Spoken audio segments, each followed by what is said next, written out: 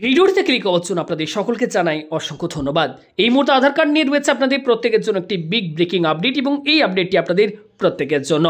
বর্তমানে আধার কার্ডে ডকুমেন্ট আপডেটের যে লাস্ট ডেট সেটি কিন্তু রয়েছে 14 ডিসেম্বর 2024 তারিখ।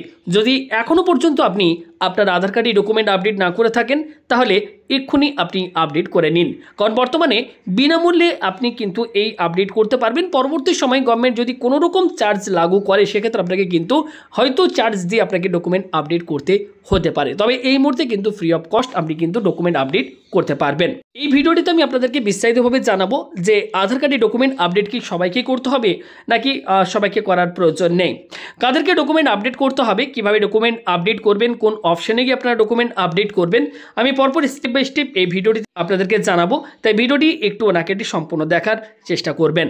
যারা এই মুহূর্তে ভিডিওটি দেখছেন প্রত্যেকে ভিডিওতে লাইক করুন, ভিডিওটি প্রচুর পরিমাণে শেয়ার করে সকলকে আপডেটটি দিয়ে দিন। চ্যানেলে নতুন হলে পরবর্তী আপডেটগুলো পেতে চ্যানেলটিকে সাবস্ক্রাইব করুন।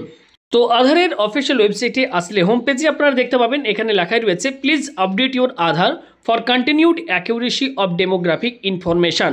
ওকে, এখানে তখন পরিষ্কার লিখে দেওয়া হয়েছে, এখানে যদি আপনারা দেখেন লেখাই রয়েছে free online document upload up to 14 December 2024 তারিখ, অর্থাৎ 14 ডিসেম্বর 2024 তারিখ রয়েছে ডকুমেন্ট আপডেট করার লাস্ট ডেট।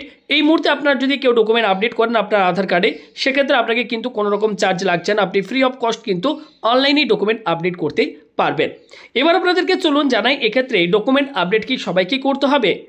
তো আধার কার্ডে ডকুমেন্ট আপডেট সবাইকে কিন্তু করার প্রয়োজন নেই। যে সমস্ত আধার কার্ডগুলি আজ থেকে প্রায় 10 বছর আগে আপনারা বানিয়েছেন এবং সেই আধার কার্ডটি বানানোর পর আপনি কোনো রকম ডেমোগ্রাফিক আপডেট করেননি বা কোনো রকম আপনি অ্যাড্রেস আপডেট করেননি, তো সে সমস্ত আধার কার্ডগুলিকে কিন্তু পুনরায় ডকুমেন্ট আপডেট কিন্তু ইউআইডিএর তরফ থেকে করতে বলা হচ্ছে। এই ক্ষেত্রে ডকুমেন্ট আপডেট করার ইউআইডিএর তরফ থেকে যে লাস্ট ডেট যেটি বলা হয়েছে সেটি আপনারা অন স্ক্রিনে দেখতেই পাচ্ছেন।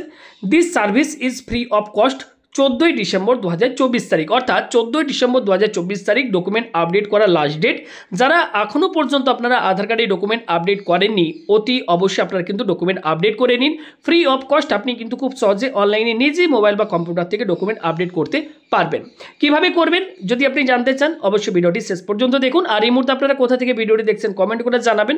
ভিডিওটি ভালো লাগলে লাইক করে ভিডিওটি শেয়ার করে দেবেন।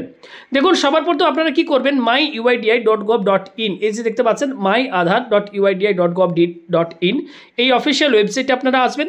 আসার পর একটু স্ক্রল করে নিচের দিকে আসবেন, এখানে আপনারা অপশন পেয়ে যাবেন। দেখুন ডকুমেন্ট আপডেট কি বলা হচ্ছে, click here two upload your proof of identity and proof of address.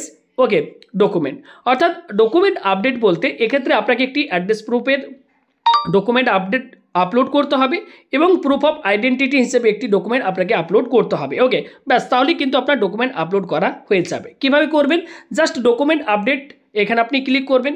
Click করার পর দেখুন এখানে পরিষ্কার মেনশন করে দেওয়া হয়েছে upload document in support of identity and address free till 14 December 2024। দেখুন অপশন রয়েছে ক্লিক টু সাবমিট, এখানে একবার জাস্ট আপনারা একবার ক্লিক করবেন।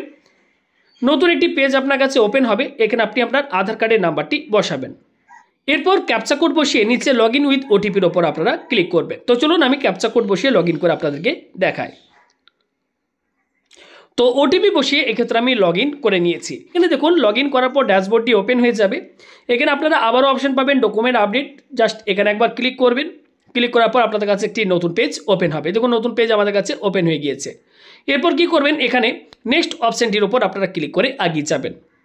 নিচের দিকে যাবেন, আবারও নেক্সট অপশনটির ওপর ক্লিক করবেন। এবার এখানে দেখুন আপনার যে নাম সেটি শো হবে, gender, date of birth, address আপনার কাছে শো হবে। নিচে তখন বলা হচ্ছে I verify that above details are correct, এখানে আপনি জাস্ট ক্লিক করবেন। এরপর নেক্সট বাটনটির ওপর ক্লিক করবেন।